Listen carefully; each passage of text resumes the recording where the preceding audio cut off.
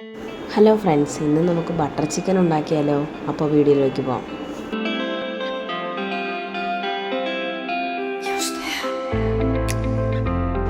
അപ്പോൾ butter chicken ഉണ്ടാക്കാനായിട്ട് ഞാനിവിടെ 1/2 കിലോ കോഴിയാണ് എടുത്തിരിക്കുന്നത്. അതിനകത്തേക്ക് 1 ടേബിൾ സ്പൂൺ സോൾട്ടും, കുറച്ച് നാരങ്ങ നീരും, കുറച്ച് കസൂരി മേത്തിയും, കുറച്ച് ജീരകം പൊടിച്ചതും, കുറച്ച് കേടും എന്നുവെച്ചാൽ തൈരും കൂടി ചേർത്ത് നല്ലതുപോലെ ഒന്ന് മിക്സ് ചെയ്ത് മാരിനേറ്റ് ചെയ്യാൻ വേണ്ടി ഒരു 30 മിനിറ്റ്സ് വയ്ക്കുക.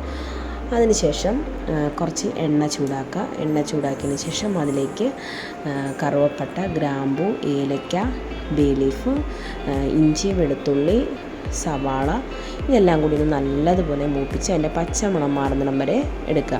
അതിലേക്ക് 4 തക്കാളിയും, കുറച്ച് നമ്മുടെ മല്ലിയിലയും, 2-3-4 പച്ചമുളകും, കുറച്ച് ഉപ്പും കൂടി ചേർത്ത് നല്ലതുപോലെ ഒന്ന് മിക്സ് ചെയ്തിട്ട് അതിനകത്തേക്ക് കുറച്ച് വെണ്ണയും, കുറച്ച് കാശ്മീരി മുളക് പൊടിയും, ഒരു 10-15 കാഷ്യൂനട്ടും കൂടി ചേർത്ത് നല്ലതുപോലെ ഒന്ന് ഇളക്കി വേവിച്ചെടുത്തതിന് ശേഷം അത് തണുക്കാൻ വേണ്ടി മാറ്റി വെച്ചിട്ട് നമുക്കതൊന്ന് നല്ലതുപോലെ പേസ്റ്റ് പരുവത്തിൽ അരച്ചെടുത്തിട്ട് തരിതരിപ്പൊന്നും ഇല്ലാതെ നമ്മളൊന്ന് മാറ്റി വയ്ക്കുക.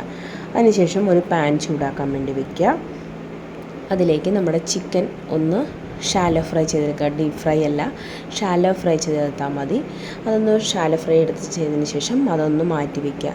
പിന്നെ ഒരു പാനിലേക്ക് കുറച്ച് എണ്ണ ഒഴിക്കുക. കുറച്ച് വെണ്ണയും കൂടി ചേർത്ത്, നമ്മളിത് ബട്ടർ ചിക്കൻ ആണല്ലോ, അപ്പോൾ ബട്ടറും കൂടി ചേർത്ത് നല്ലതുപോലെ ഒന്ന് മൂപ്പിച്ചതിന് ശേഷം അതിലേക്ക് കുറച്ച് കാശ്മീരി മുളക് പൊടി, ഒരു കളറിന് വേണ്ടി മാത്രം കാശ്മീരി മുളക് പൊടി ചേർത്തതിന് ശേഷം അതിലേക്ക് കുറച്ചൊരു ടേബിൾ സ്പൂൺ പഞ്ചസാരയും ചേർത്ത് നമ്മൾ അരച്ച് വെച്ചിരിക്കുന്ന ആ പേസ്റ്റ് ഒരു 10-15 മിനിറ്റിൽ തീ കുറച്ച് വെച്ച് ഒന്ന് വേവിച്ചെടുക്കണം.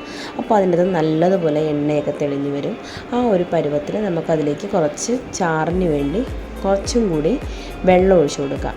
നമ്മുടെ ആവശ്യാനുസരണം ചാറൊക്കെ ഉപയോഗിക്കുക കേട്ടോ. ആവശ്യത്തിനുള്ള ഉപ്പൊക്കെ ചേർത്ത് നല്ലതുപോലെ ഒന്ന് മിക്സ് ചെയ്തതിന് ശേഷം നമ്മൾ ഷാലോ ഫ്രൈ ചെയ്ത് വെച്ചിരിക്കുന്ന നമ്മുടെ ചിക്കൻ പീസുകൾ അതിലേക്ക് ഇട്ട് കൊടുക്കുക.